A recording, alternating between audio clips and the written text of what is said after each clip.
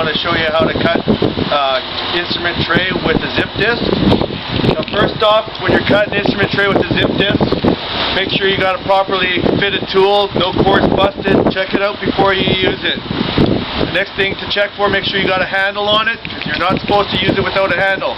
This way it helps protect you from it kicking back. The last thing, or actually second last thing, make sure you got the right disc. This is a green disc and it's made for aluminum. Since I'm cutting aluminum, make sure you've got one. If you get a metal disc in there, it will bind up and it won't cut that well at all. And the last thing is make sure your guard's in a position where the sparks will not fly at you.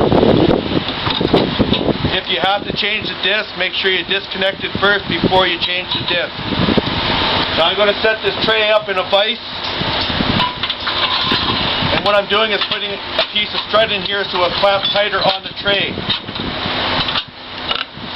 And hold it in place. Okay?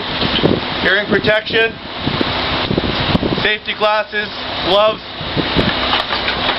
and a face shield.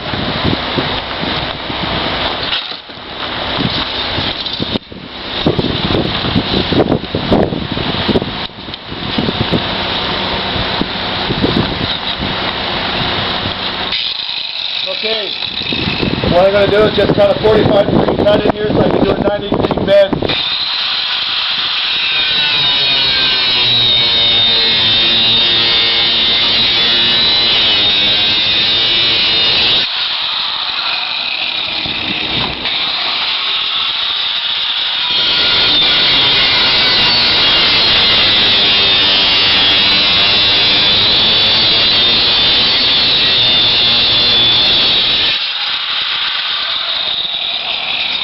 That's that.